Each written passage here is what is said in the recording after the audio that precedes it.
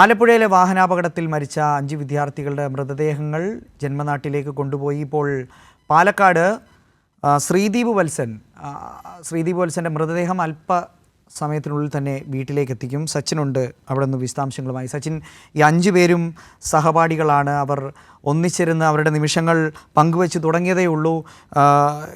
മാസങ്ങളോളം ഈ MBBS അവർ join ചെയ്തതിന് ശേഷം, അല്ലെങ്കിൽ അവർ MBBS പഠനം തുടങ്ങിയ ശേഷം അവർ ഒന്നിച്ചിരുന്ന് അടുത്തിടപഴകി. പക്ഷേ ഒരു സാഹചര്യത്തിൽ അവർ സിനിമ കാണാൻ പുറത്തേക്ക് പോയപ്പോഴാണ് ആ രാത്രി അവരുടെ ജീവൻ എടുക്കുന്നത്.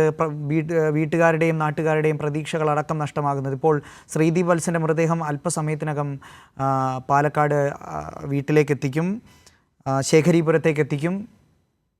വിവരങ്ങൾ എങ്ങനെ?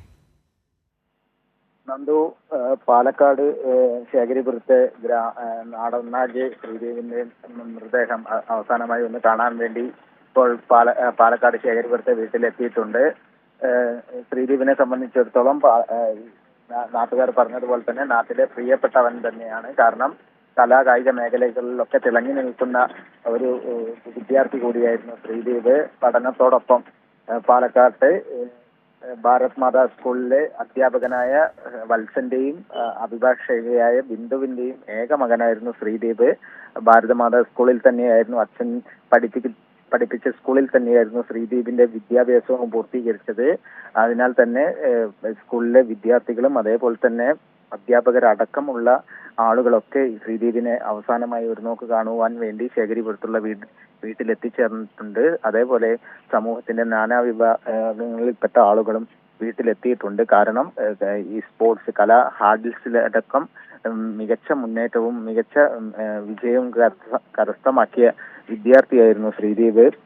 നാട്ടുകാരുടെ ഒക്കെ പ്രിയപ്പെട്ടവനാണ്. കാരണം പഠനകാര്യങ്ങളിൽ മാത്രം ശ്രദ്ധ കേന്ദ്രീകരിച്ചുകൊണ്ട് മുന്നോട്ട് പോയിക്കൊണ്ടിരുന്ന ഒരു മികച്ച വിദ്യാർത്ഥിയായിരുന്നു. ആ വിദ്യാർത്ഥിയാണ് കഴിഞ്ഞ ദിവസം ആലപ്പുഴയിൽ ഉണ്ടായ വാഹനാപകടത്തിൽ നഷ്ടപ്പെട്ടിരിക്കുന്നത്.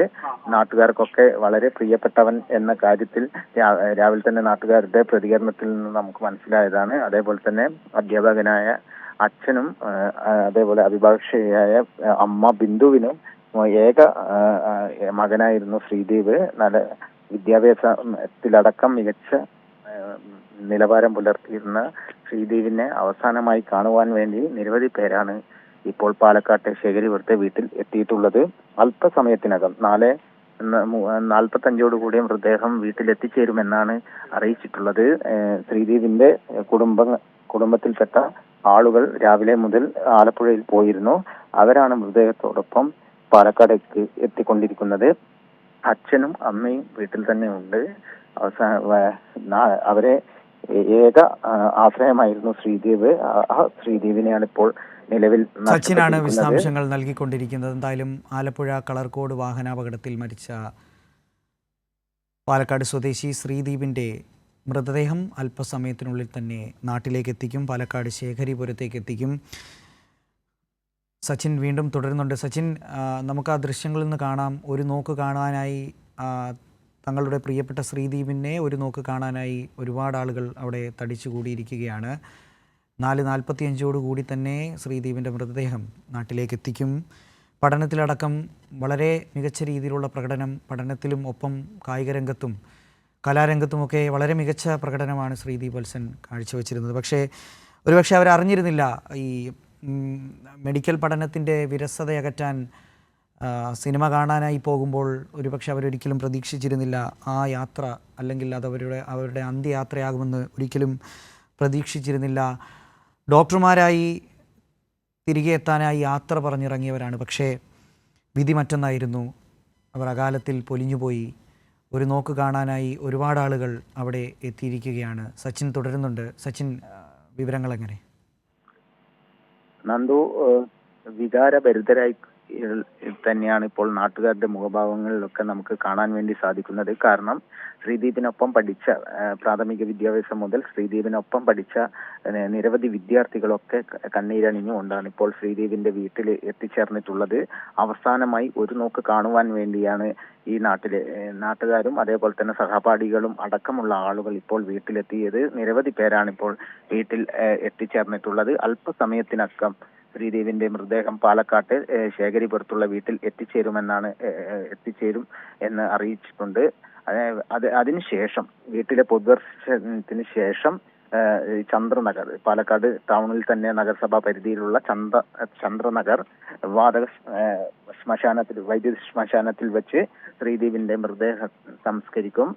ഈ പൊതുദർശനം നീണ്ടുപോകാനുള്ള ഒരു സാഹചര്യമാണ് ഉള്ളത്. കാരണം നിരവധി ആളുകൾ വന്നുകൊണ്ടിരിക്കുകയാണ്. അവരൊക്കെ ഒരു നോക്ക് അവസാനമായി നാട്ടിലെ പ്രിയപ്പെട്ടവനെ ശ്രീദേവിനെ കാണാൻ വേണ്ടി ഇവിടെ എത്തിച്ചേർന്നിട്ടുണ്ട്.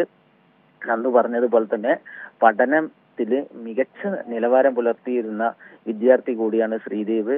അതേപോലെ തന്നെ കായിക മേഖലയിൽ ഹഡിൽസിലടക്കം നിരവധി മെഡലുകൾ അടക്കം കരസ്ഥമാക്കിയിട്ടുണ്ട്. പഠനകാലത്തടക്കം കായിക മത്സരങ്ങളിൽ പങ്കെടുത്തുകൊണ്ട് വലിയ രീതിയിലുള്ള മികച്ച വിജയം കരസ്ഥമാക്കാൻ വേണ്ടി ശ്രീദേവിന് സാധിച്ചിട്ടുണ്ട്. അച്ഛൻ ഭാരത് മാതാ സ്കൂളിലെ മലയാള അധ്യാപകനാണ്. ആ സ്കൂളിൽ തന്നെയാണ് ശ്രീദേവും പഠിച്ചിട്ടുള്ളത്. അമ്മ പാലക്കാട് കോടതിയിലെ അഭിഭാഷകയാണ്. അമ്മയുടെയും അച്ഛന്റെയും നിരവധി സഹപ്രവർത്തകരും ശ്രീദേവിനെ അവസാനമായി ഒരു നോക്ക് കാണാൻ വേണ്ടി ഇപ്പോൾ പാലക്കാട്ടെ ശേഖരിപുരത്തെ വീട്ടിലെത്തിയിട്ടുണ്ട്. അതിനുശേഷം 4:45 മൃതദേഹം എത്തിച്ചേരുമെന്നാണ് അറിയിച്ചിട്ടുള്ളത്. വീട്ടിലെ പൊതുദർശനത്തിന് ശേഷം ചന്ദ്രനഗറിലെ ശ്മശാനത്തിൽ മൃതദേഹം സംസ്കരിക്കും. ശരി, സച്ചിനാണ് വിശദാംശങ്ങൾ നൽകിയത്. എന്തായാലും അല്പസമയത്തിനകം പാലക്കാട് സ്വദേശി ശ്രീദീപിൻ്റെ മൃതദേഹം ശേഖരിപുരത്തെ വീട്ടിലേക്ക് എത്തിക്കും.